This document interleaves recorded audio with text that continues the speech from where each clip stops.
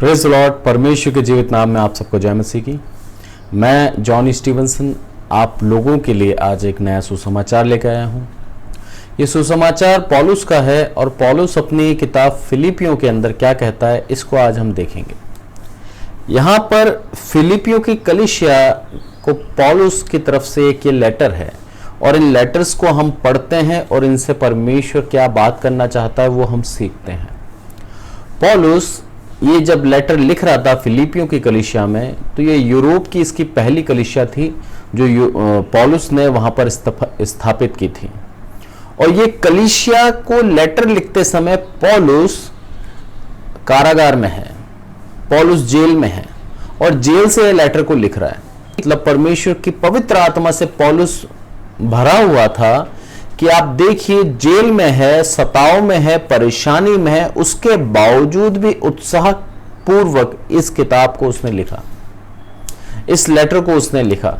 और ये लेटर लिखने का कारण ये था कि पौलुस धन्यवाद देना चाहता था फिलिपियों की कलीसिया को। जब पौलुस को सहायता की जरूरत थी तब फिलिपियों की कलीसिया ने उसको सहायता करने के लिए कुछ पैसों की मदद करी थी और लेन देन उनके बीच में हुआ था।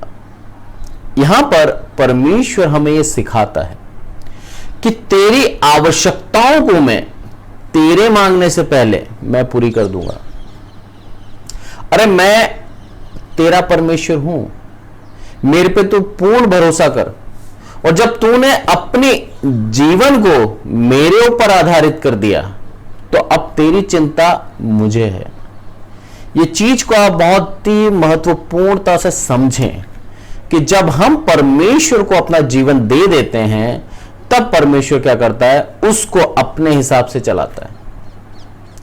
परमेश्वर को पौलुस ने अपना जीवन दे दिया और कहता है कि प्रभु ये जीवन जो तूने मुझे दिया है वो अब मेरा नहीं, वो अब तेरा है और तू इस जीवन को इस्तेमाल कर। मैं समझता हूं पौलुस के ऊपर जितनी विपत्तियां, जितनी परेशानियां आई हैं और पौलुस ने बहुत क्लेश सहे परमेश्वर के लिए, प्रभु यीशु मसीह के लिए। और उन क्लेशों को हम भूल नहीं सकते, उन दुखों को हम नजरअंदाज नहीं कर सकते। ये क्यों हुआ? ताकि वो एक गवाही बन के ठहरे कि यदि तुम प्रभु यीशु मसीह पे विश्वास करते हो, यदि तुम उसको चाहते हो, तो तुम्हारे जीवन में भले ही क्लेश क्यों ना आए, भले ही सताव क्यों ना है, भले ही तुम कैसी भी परिस्थिति से क्यों ना गुजर रहे हो, उन सारी परिस्थितियों से निकालने की शक्ति मेरा पिता परमेश्वर रखता है। प्रभु यीशु मसीह तुम्हें भूला नहीं है, तुम्हें प्रेम रखता है, तुमसे प्रेम रखता है। और यहां पर वो बोलता है अपनी फिलिपियों 4:13 के अंदर, जो मुझे सामर्थ्य देता है उससे मैं सब कुछ कर सकता हूं। कितनी अच्छी आयत है। पौलुस की परिस्थिति गंभीर है, पौलुस जेल में है, उसके बावजूद भी क्या है कि जो मुझे सामर्थ्य देता है यानी कि प्रभु यीशु मसीह, उसके साथ मैं सब कुछ कर सकता हूं। अपने आप को उसने शून्य कर लिया और पूरी प्राथमिकता दे दी प्रभु यीशु मसीह को। और बोलता है यदि प्रभु यीशु मसीह मेरे संग है, प्रभु यीशु मसीह मेरे साथ है, तो मैं सब कुछ कर सकता हूं। और प्रभु यीशु मसीह पौलुस के हर एक जगह साथ साथ था, उसका पवित्र आत्मा उसको जगह जगह सहायता करता था। हर एक जगह प्रभु यीशु मसीह ने पौलुस को आगे से आगे मदद करी है। और पौलुस ने प्रभु यीशु मसीह के सुसमाचार सुनाने में कहीं भी ढिलाई नहीं करी। जब तक वो शाऊल था तब तक प्रभु यीशु मसीह का क्रिस्त विरोधी था और जगह जगह लोगों को सताता था, जगह जगह लोगों को परेशान करता था। पर जब प्रभु यीशु मसीह ने उसको चुन लिया तब उसे नरक से स्वर्ग की ओर ले गया। यह है प्रभु यीशु मसीह की प्रभु यीशु मसीह की उत्तमता कि मनुष्य को चुनना उसके अधीन है। वो चाहता है कौन से मनुष्य को चुने और कौन किसको नहीं चुने। परमेश्वर मनुष्यों को चुनता है और उसने पूरी सृष्टि के अंदर से अपनी निज प्रजा इस्राएलियों को चुना। और मूसा के समय पे क्या बोलता है वो, जाके फिरौन से कहे कि मेरी प्रजा को तू जाने दे। वहां पर प्रभु परमेश्वर हमें यह सिखाता है कि जब हम उसके ऊपर विश्वास करते हैं तब हम उसकी प्रजा हो जाते हैं, हम उसके लोग हो गए। अब हम दूसरे लोगों से अलग हो चुके हैं। अब हम परमेश्वर के निज प्रजा हो चुके हैं और परमेश्वर हमारे अपनी निज प्रजा की देखभाल करना जानता है। उसको हम सिखाए नहीं, उसको सब मालूम है हमारी आवश्यकताएं क्या है और हमारे को क्या क्या चीजों की जरूरत है। हर एक जरूरत वो जानता है। हमारे स्वास्थ्य की रक्षा करने का वो वादा करता है। हमें हमारी हर एक आवश्यकताओं को पूरा करने का वो वादा करता है, पर वो शर्त यही है कि हम उसके ऊपर पूर्ण विश्वास करें। परमेश्वर हमारी आवश्यकताओं को पूरा करता है। इसका एक उदाहरण देता हूं मैं आपको। कल एक जूम मीटिंग में था मैं, और वहां सारे पास्टर्स थे और सब एक दूसरे को प्रोत्साहित करने के लिए वचन में से सिखा रहे थे और प्रार्थना कर रहे थे एक दूसरों के लिए। तब एक पास्टर ने अपनी बच्ची जो बीमार थी उसके लिए प्रार्थना के लिए बोला।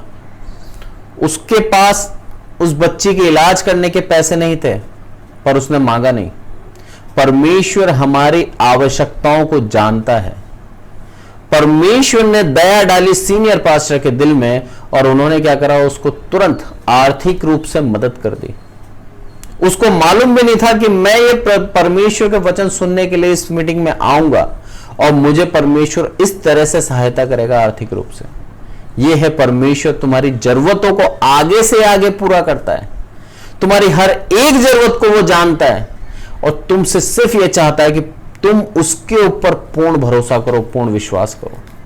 क्योंकि यहां पर इंग्लिश में यदि हम पढ़ते हैं इसी आयत को, तो क्या कहता है, I can do everything through him who gives me strength. अरे मैं उसके साथ हर एक काम कर सकता हूं जो मेरे अंदर शक्ति देता है, मुझे सामर्थ्य देता है।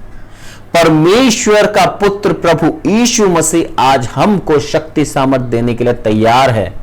क्या हम उसके साथ हैं? क्या हम उसको अपने साथ रखना पसंद करते हैं? क्या हम हर जगह उसको प्रथम रखते हैं? जब हम उसको हर जगह प्रथम रखेंगे, तब परमेश्वर का पुत्र प्रभु यीशु मसीह हमको यही बोलेगा कि तुम हर एक कार्य कर सकते हो अब, क्योंकि तुमने मुझे प्रथम रखा है और मैं तुझे सामर्थ्य देता हूं। बहुत ही अच्छी आयत है। और इसके आगे हम क्या एक और आयत पढ़ते हैं, रोमियो, और रोमियो 8:28 में क्या बोलता है,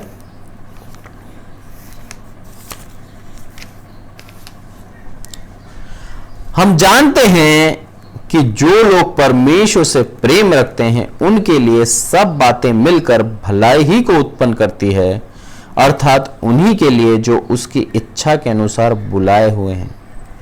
यहां पर परमेश्वर हमें यह सिखाता है, यदि हम परमेश्वर से प्रेम रखते हैं तो हमारे लिए हर एक बात जो है वो भलाई को उत्पन्न करती है। अब आप बोलेंगे ऐसा कैसे हो सकता है? यदि भलाई को उत्पन्न करती है तो हमारे जीवन के अंदर हमारे प्रियजनों की जब मृत्यु होती है तो ये कैसी भलाई है? ये तो हमारे जीवन के अंदर एक दुख आ गया और इस दुख से हम उभर नहीं पा रहे। पर परमेश्वर की नजर से हम देखें, एक मनुष्य का जीवन एक सिर्फ और सिर्फ मिट्टी का बर्तन है। जिस तरह से कुम्हार एक घड़ा जब उसको बनाता है ढंग से नहीं बनता या टूट जाता है तो दुखी नहीं होता, दूसरा घड़ा बना लेता है। उसी तरह से परमेश्वर के हाथों की हम रचना है। जब हम इस दुनिया को छोड़ के चले जाते हैं तो मेरा पिता परमेश्वर दुखी नहीं होता। वो दुखी जब होगा जब उसका चुना हुआ नरक में जा रहा है। वो दुखी जब होगा जब उसका चुना हुआ उसके मार्ग को छोड़कर पाप में पड़ जाता है, तब वो दुखी होगा। क्योंकि लिखा है कि उसको दुख होता है अपनी प्रजा को दंड देने में, उसको दुख हुआ पूरी संसार को नाश करने में। जब नूह के समय पर जल प्रलय दिया तब उसके बाद में उसने यही बोला कि आज के बाद मैं जल प्रलय से खत्म नहीं करूंगा दुनिया को, क्योंकि उसको दुख हुआ, क्योंकि बेजान जानवर काफी मारे गए उस समय, हजारों लोग खत्म हो गए, सब कुछ खत्म हो गए। किसके कारणों से? मनुष्य के पाप के कारण से। पर यहां पर हमें यह सीखने को मिलता है कि यदि हमारे प्रियजन हमको छोड़ के चले जाते हैं आज दुनिया को, तो परमेश्वर हमें यही सिखाता है आज कि उसने उन्हें स्वर्ग राज्य में बुला लिया। उनके जीवन को, उनकी आत्मा को उन्होंने बचा लिया। यदि हम परमेश्वर से प्रेम रखते हैं तो हर एक चीज हमारे लिए भलाई को उत्पन्न करती है। अब उस व्यक्ति को परमेश्वर ने अपने पास बुला लिया और वो स्वर्ग राज्य का अधिकारी हो गया। इससे बड़ा प्रतिफल एक मनुष्य के लिए और कुछ नहीं हो सकता। हम इस दुनिया के अंदर आते हैं तो हमारी दौड़ यही है कि हम स्वर्ग राज्य के लिए अपने आप को तैयार करें और बार बार परमेश्वर से प्रार्थना करें कि हे प्रभु, तू हमारे अपराधों को क्षमा कर, हमारी गलतियों को तू नजरअंदाज कर और एक और मौका दे, ताकि हम हमारे जीवन को बदलकर तेरे योग्य बन सकें। और परमेश्वर का आत्मा ही हमें बार बार बार बार हमें सिखाता है कि हमें गलत मार्गों से हट के परमेश्वर के पीछे चलना है। परमेश्वर हमसे बेहद प्रेम रखता है और इसीलिए हमें बार बार मौका देता है। और आज भी अवसर है, हम उसके ऊपर पूर्ण विश्वास करें। यदि हम विश्वास करते हैं तो हम ये कह सकते हैं कि मैं उसके साथ सब कुछ कर सकता हूं, जो मुझे Who gives me strength, जो मुझे ताकत देता है, जो मुझे शक्ति देता है। हमारे जीवन के अंदर परेशानी मुसीबत के अंदर हम जब ये कहने के योग्य हो जाएं कि प्रभु यीशु मसीह के साथ मैं हर एक काम कर सकता हूं जो मुझे शक्ति देता है, तो आप ये जान लेना आपके जीवन में आपने प्रभु यीशु मसीह को पूर्णतः ग्रहण कर लिया है।